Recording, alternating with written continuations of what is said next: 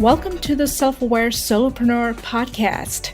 I am so excited to have you listen in because this podcast is for people who are transitioning careers in their 9-to-5 or maybe stepping into leadership and trying to figure out who they are along the way. We will also have a lineup of industry guest experts who are contributing to making significant change in other people's lives. We will be diving into topics such as burnout prevention, how to own your superpowers, building mental resilience, and so much more. Every other week, I share insights, tips, and strategies about self-awareness, conscious living, better decision-making while building meaningful relationships. Now, if you feel disconnected from your authentic self, but have this genuine desire to do better, then tune in as I aim to heighten the level of awareness so you can create a path to living life on your terms.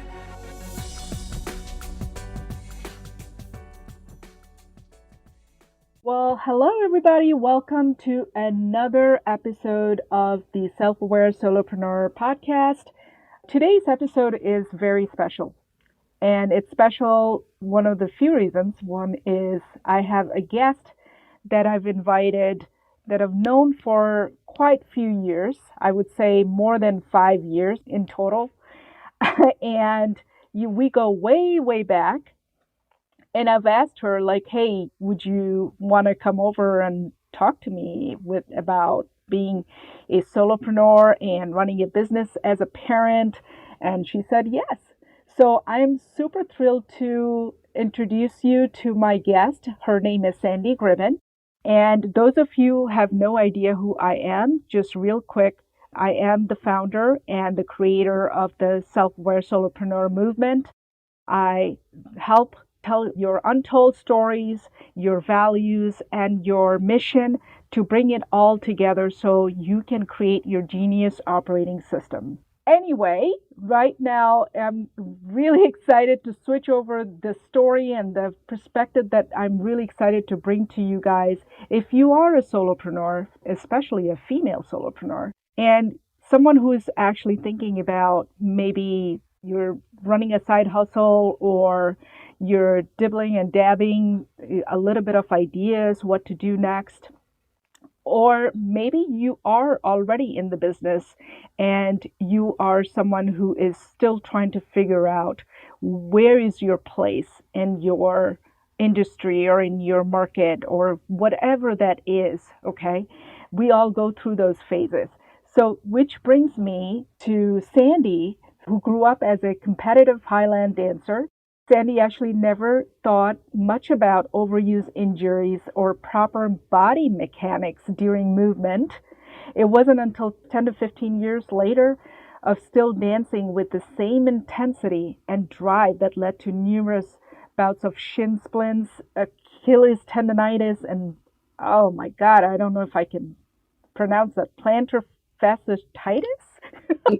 I'm totally butchering this, but the point is lots of injuries over the years, right?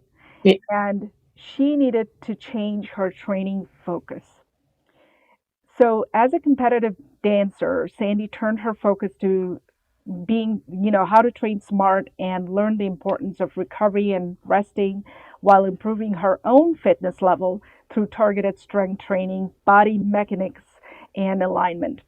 So she's taken her knowledge as an experienced dancer. I think you've been a dancer for 30 years in total? Yeah, not to date myself, but I started when I was 5. So it's been quite a long time. It's basically your body of work, your whole life. Yeah. Your entire life, you've been a dancer.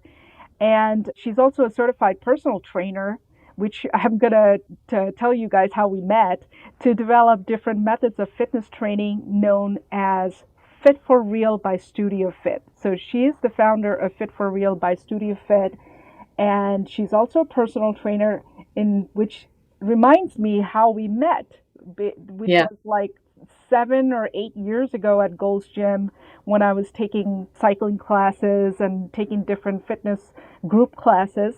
And I ran into Sandy, and she was one of the very few instructors I remember that wasn't so hypey and wasn't in people's face and just, wasn't like, somebody who had this very quiet, badass type of like, it was quiet, but at the same time, you were pushed, you were challenged to take the next fitness level. So I loved about that. I think it matches our energy better because I'm pretty much the same way. If somebody gets in my face, I just get turned off. I'm like, Yeah. whoa, whoa, whoa, I get it that I need to push myself, but maybe there are other ways to do that. So there's something about just our that energy alignment, and then that led to us working together as Hmm. from a business perspective, which at the time you were still a solopreneur, if I'm correct, if I'm That's not right. mistaken. Okay. So, Yeah. and then your boys were still young. I remember that. Babies. They were Babies. they were babies, and mine were, I can't remember. I think, yeah, You mine were, didn't even have children or yet. maybe I Children didn't. yet. Oh, Yeah. yeah, you're right. See, this is how long we go back. Yeah. I remember you coming to me and telling me your frustration of as a solo business owner, running a business and running a household and taking care of those boys. It was quite the deal. So Yeah. talk to us a little bit about your journey in terms of go back, rewind those years. What were one of the things that you found out as a solopreneur and as a parent? How were you balancing that? Well, not well, I think. But when I had originally started out, even before I had children, I had always wanted to have like a brick and mortar site for fitness and dance to marry the two passions I have. I love fitness and I love dancing. And as you had indicated, when I was a really competitive Highland dancer, I started having lots of overuse injuries and I had to retrain my thinking. And that, of course, got me into the fitness industry a lot more. And that led me into more personal training. And so I wanted to open my own studio to bring back dancing and fitness classes to kind of put the two together. But at the same time, I got pregnant and I had two boys within 2 years. And things are a little difficult to have the brick and mortar site starting up. It just wasn't something that I felt for me as a parent was I was going to be able to manage that as well as two Mm-hmm. young boys because especially in the fitness industry in a boutique studio, you'd have to be there all the time to get a business up and running at an actual location. It takes a lot of time and investment and money. And I didn't have the ability to do that stress wise and take care of my kids. So I started to let go of that dream a bit more and moved into a bit more personal training, but it was always in person. And so that's how I started my business is I started to make it just more me. And I would actually travel to people's homes and do personal training. But as you know, very quickly, you burn out of that fast because time and money, there's only so much time Right. and you can only make so much money. It was also really stressful trying to manage childcare at the same time when I had a very sporadic schedule. And the one thing I started to notice of with that is I wasn't Mm-hmm. very clear on who my clients would be, my ideal client. It was more like I was just like, I'll take whoever I can get kind of thing. And I didn't give myself the credit that, you know what, I can be a bit more choosy. I should think about where I want this to go and be more targeted with my approach. And that's where I struggled a lot. And that's why we started to work together because you helped me to really take a step back and figure out who my ideal client would be, Mm-hmm. what the characteristics of that person as a sample client would be. And then I could open it up and expand it to be, okay, you know what? I want to work with dancers exclusively. I want to be able to do it online because they are all over the world and they're not going to be local here. And so that took my business to being 100% online. So I now don't travel to anybody's homes. Even before COVID, I was doing the online training with dancers because they're in far different countries than they are just in the United States. And having the focus of, the qualities of the people I work well with for my clients so that we can both succeed really puts you in a lot better perspective for yourself, the client's person, they feel more successful. And you start to realize how I don't have to be running around crazy while trying to manage a household. Being at home, I won't say it was still ideal. When you have young children, you're still, mommy, and they're going to interrupt and things, but it was a lot less crazy of driving around. And I was able to have a chunk of time. Maybe it's a half hour, maybe it's an hour and a half, if you're lucky. And you take it with what you can. Did it progress as fast as I wanted to? No. Is it still slower than I want it to be? Sure. I still have young kids. My kids are still just 8 and 10. And that's a crazy time now because of all the activities that they're now involved in. I drive them around to that too. But I feel a lot more satisfied with, my understanding of who I work with, who and what I can provide them. And it's a lot less internal conflict as a business owner. When you kind of know that direction you want to go in, then you can worry about all the other things that aren't quite so much to the core of your business. But I couldn't figure that myself. I struggled with that a lot, and having guidance was probably the best thing for me to say, wait a second, Sandy, I know you know all of this stuff about fitness and dance, but you're missing out on figuring out what your core values are and what your ideal client is and what they need and how you can supply that to them. That's where I was really lost. I needed that kind of direction provided for me, a little bit of an outline, say, target this first, look at this next, and then you can expand and offer what you're best at.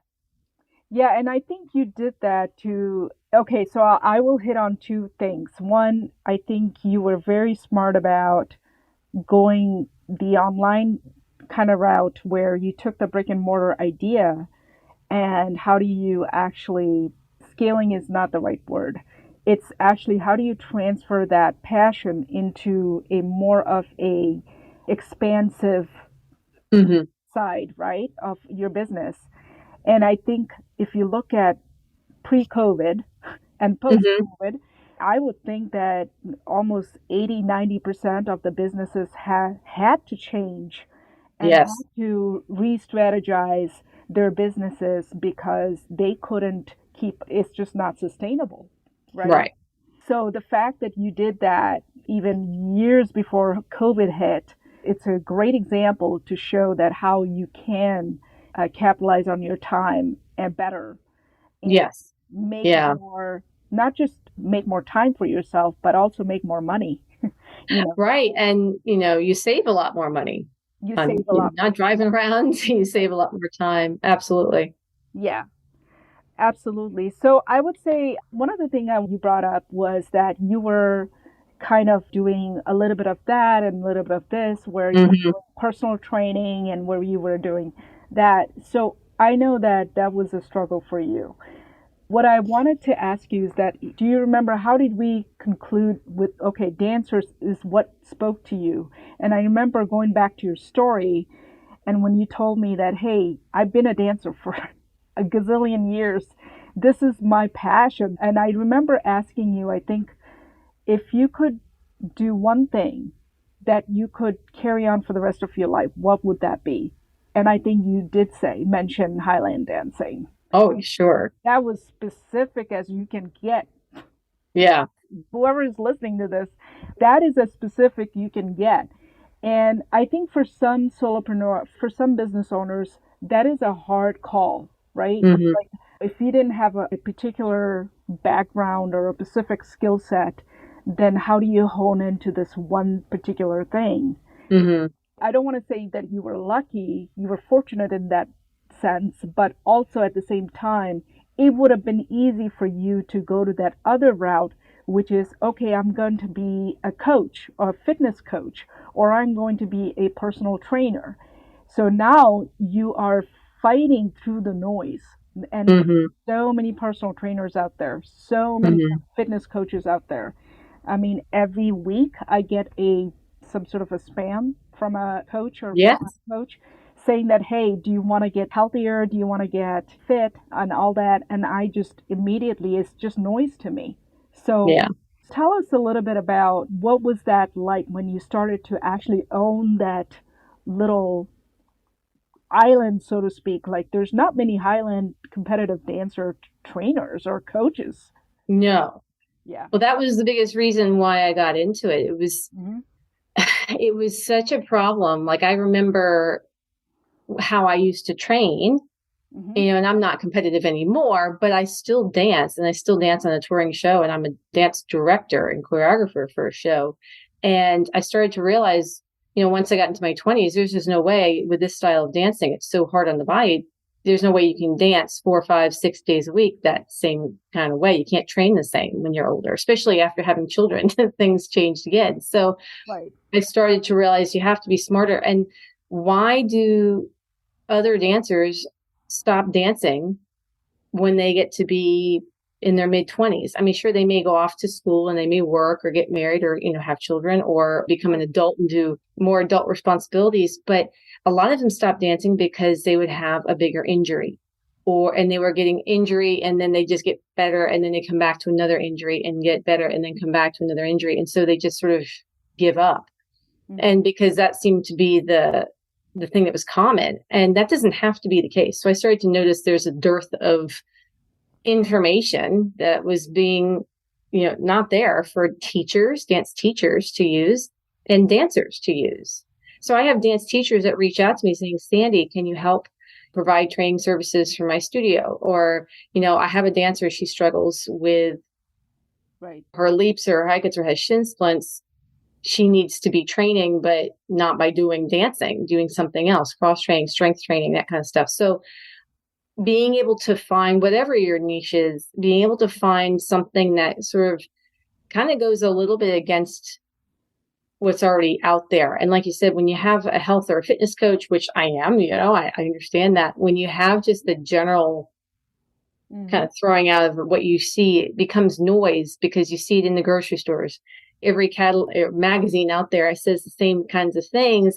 We all know Yeah. that information. So you have to find a way to put a little different spin on it or find a group of people like your niche that is a little bit out there, a little bit different. I do count myself very fortunate. I know not many people, you know, have an experience of like the Highland dancing world that I have. And so it was just something that was part of me always. And I knew even when I stopped dancing, you know, one day in the future when I can't dance, I'm still going to be a part of the community Hmm. because that's how it is. But there are so many other things that you can help people do that are a little bit different, just a little bit of a different angle or a little bit of different approach. And that as a business owner is what makes you stand out and what makes you unique. And that's what draws people in. It's like, hey, you know, that Yeah. is somebody that I want to refer to. Or and even if they don't reach out to you right away, when Right. you become that expert, they immediately think of your name when they're ready to reach out to you. So you don't always have to, after a while, sit Right. there and keep pestering people to get to come to you. Hmm. You earn their trust and they start to come to you on their own when they're ready. And that's the best way to be if you can. That's what the kind of the goal is over time. So you don't feel like you're constantly chasing. It's more to have them come for you. Yes, and that is, one of my philosophy is like don't chase. Don't chase Yeah. numbers, don't chase clients, don't chase customers. And when you do that, there's a part of you that starts to resent your own why you started business to begin with, right? Yeah. It doesn't feel right. It just doesn't feel right. So I am a huge believer that whatever that core interest you have, there has to be some intersection between who you are Hmm. and what the audience wants from you. And so I look at it from a perspective of like, I remember you saying that you were maybe seeking for some help from other consultants or seeing other people. But the challenge there is everybody is wants to give you this cookie cutter type solution, like, hey, go do this audience homework, and Hmm. hopefully you'll find your client there. Right. And I always find that, like, my approach is like, okay, so I barely know you. I I barely know you. I don't even know what you're doing and what your personality is like and who you are as a person. How do we fit? It's not like we're trying to fit you into a mold, but where do you fit in actually? And how do those people fit in? How does your community fit in? So, talk to us a little bit about the community that you've built. You've done an incredible job of bringing that community together in terms of your Facebook group. And I know it has grown from when we first met. You said Mhm. it wasn't even there, right? Right. No, no, I didn't have a private Facebook group. Now I actually have two. Hmm. One is just a general Facebook group. I basically have people who are in the Highland community, and they don't have to be, but they need to understand that it's a group where we talk about cross training, styles of cross training, tips, tools, techniques that dancers can do and use, and Yep. they share ideas. Like I just made a post yesterday about competition seasons coming up. Let's share some ideas for competition day meals or snacks that you find are helpful for you, that kind of thing. And the one advantage to setting up a group has always been that you can throw out a lot of kind of free information, but at the same time, they learn to trust you that way a lot more, and then they reach out to you.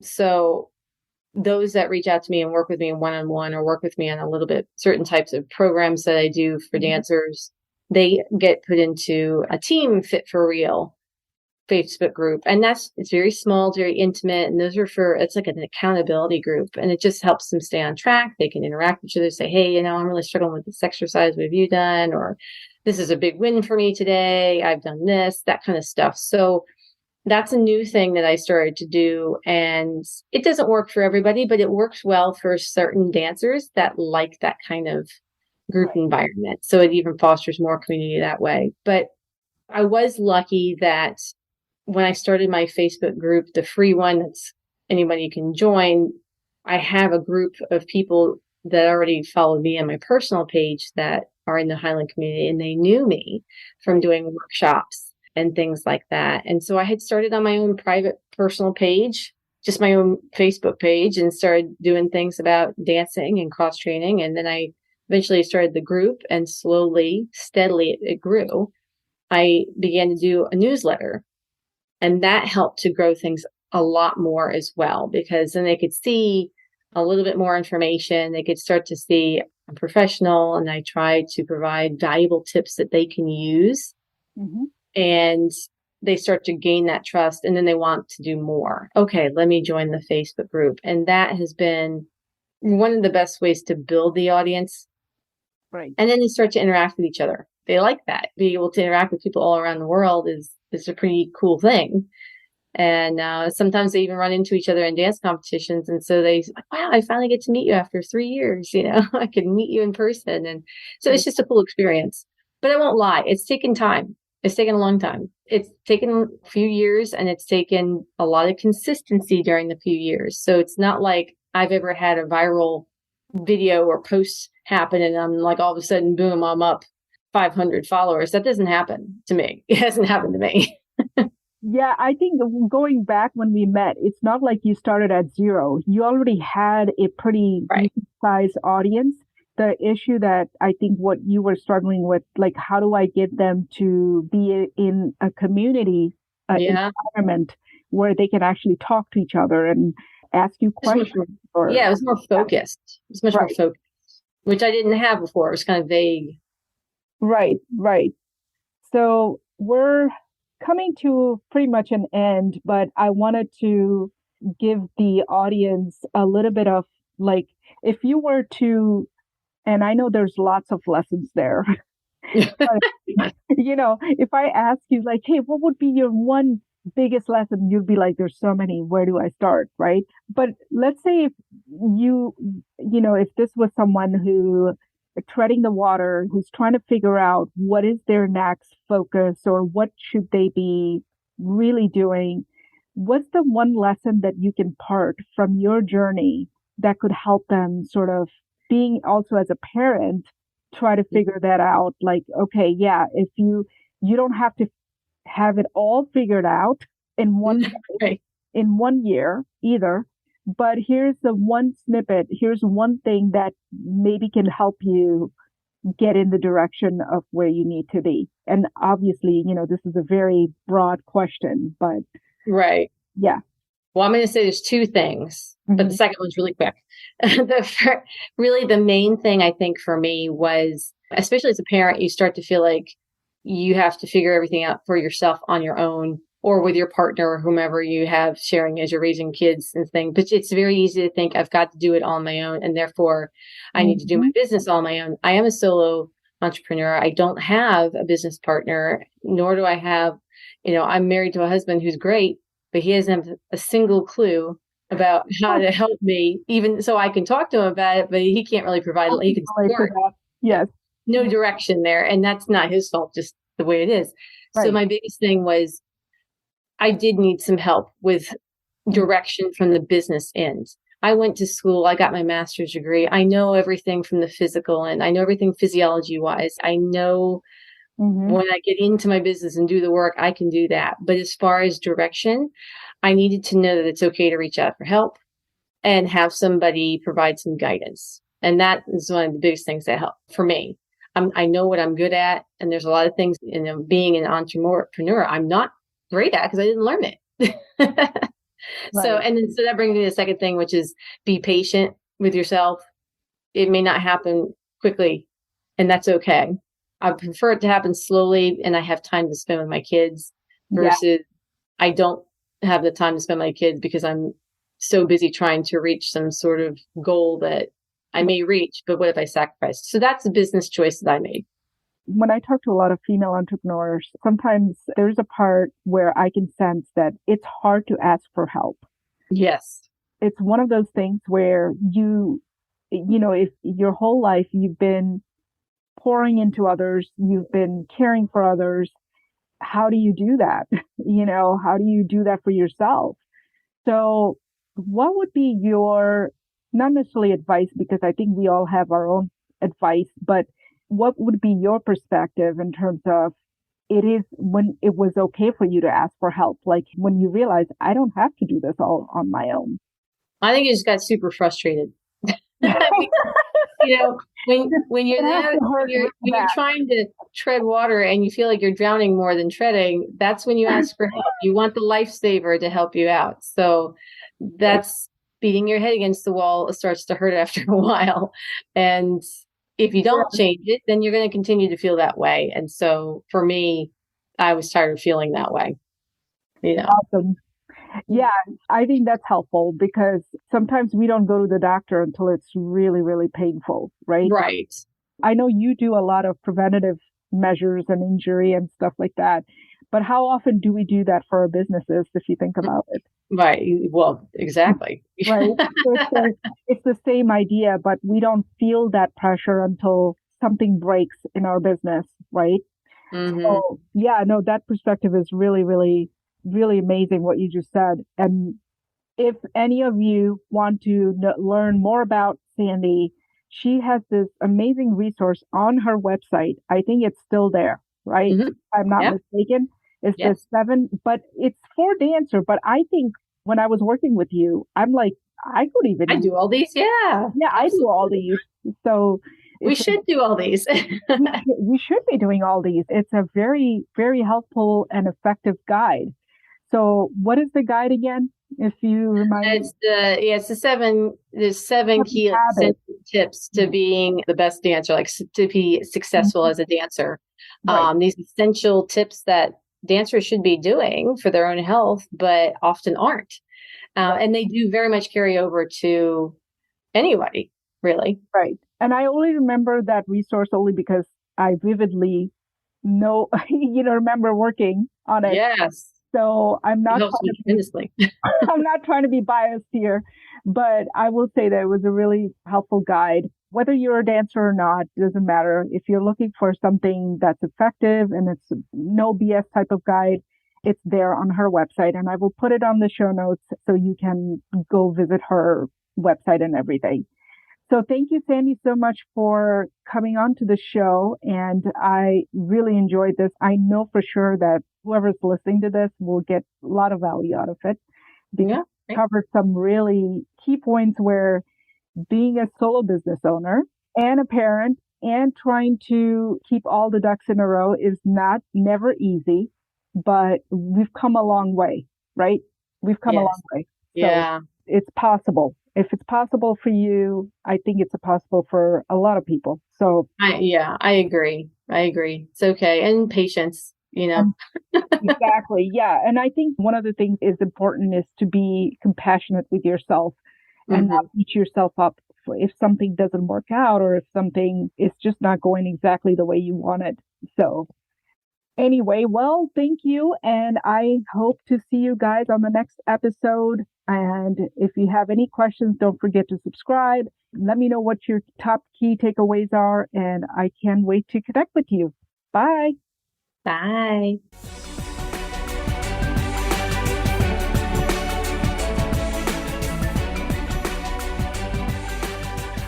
Thank you so much for listening. And if you want to check out free resources and information on each episode, where we share every other week tips and strategies and insights, you can find the show notes, downloads, and whatnot by visiting to my website, www.humairaakhtar.com. And again, if you find these episodes valuable, where it's adding meaning to your life and it's up-leveling your well-being and increase your self-awareness, please don't forget to leave a review for this podcast. Your ratings will also help other listeners to spread the word. Until then, please take care, and I will see you next time.